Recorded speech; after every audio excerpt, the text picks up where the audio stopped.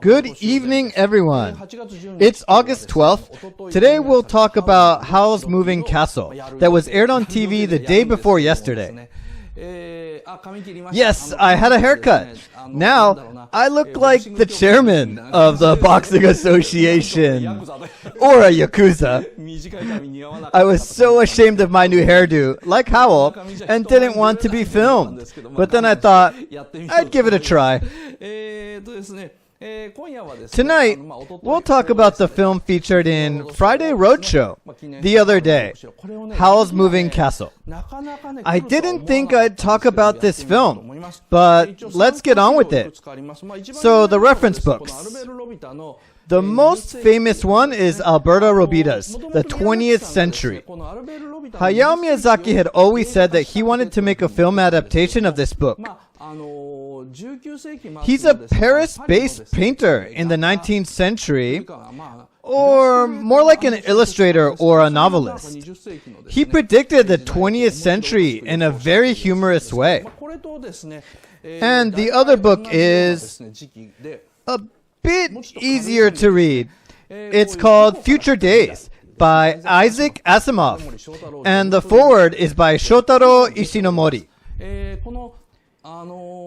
I recommend these two books to those of you who are interested in films like Howl's Moving Castle or the works made during the Laputa Castle in the Skies era.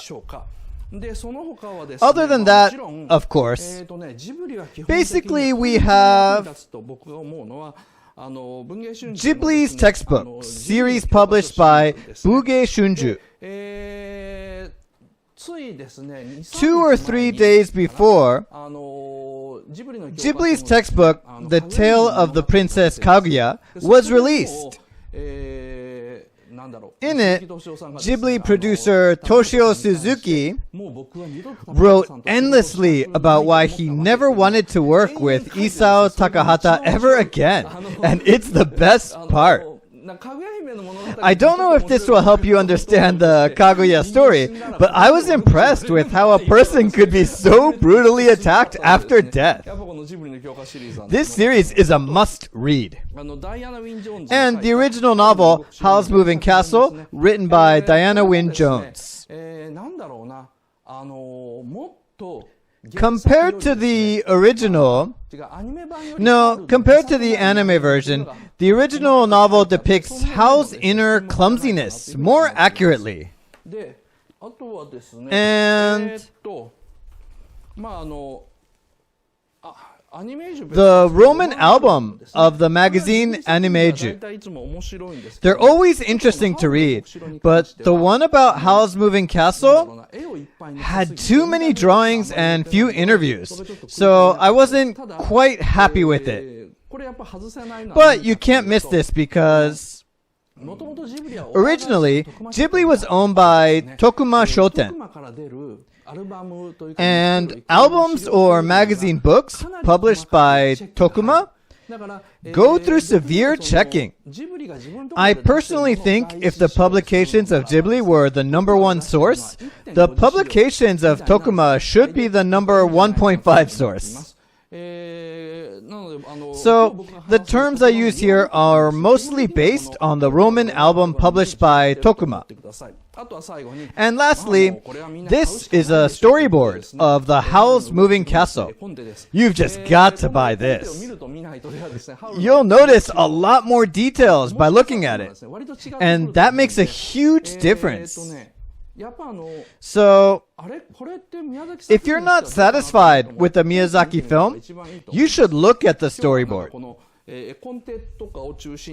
Today, we'll look at the storyboard and talk about the film step by step.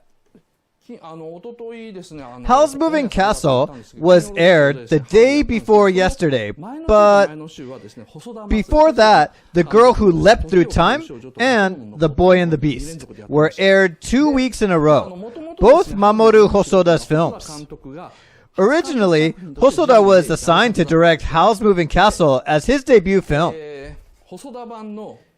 You can still see some of his drawings It was drawn for Ghibli's film, Howl's Moving Castle, and it is labeled Part A. And it's about 2/3 of the whole thing. Hosoda claims that he was sacked, while Miyazaki says the crew ran away, that they broke up, whereas Suzuki never gave a clear answer. So it remains unclear. I was interested in Hosoda's version, so I expanded the storyboard to see how he did it. And when you look at it, it's set in the modern world. You can see a modern car parked in front of Sophie's shop. And Sophie wears glasses. She wears glasses while working, and she's struggling to find her own path. And it's not bad at all. It might have been more interesting to set it in the modern world, because this piece, I describe this piece as Ghibli's first mop-up picture film, because it was unpopular in Europe. In France, an art exhibition featuring Spirited Away was so popular that people flooded in, and Ghibli advertised Howl's Moving Castle during that time. However, compared to The Princess Mononoke and Spirited Away, Howl's Moving Castle was unpopular. Well, slightly unpopular. The reason for that is because it wasn't a story about Japan. Europeans wanted to see the modern Japan through Hayao Miyazaki's lens. They felt let down by an imitation of Western culture. Miyazaki was very disappointed by this response. Since Hosoda's version was set in the modern world, maybe things would have been different if they had adopted his version. Even Miyazaki wasn't sure whether he should take it to Europe. For instance, he didn't know what to do in the first scene where Sophie goes to town. In Europe, in the 19th and early 20th century, women never moved their arms or shoulders. So he made her walk with her upper body still. But that made her look a bit cold.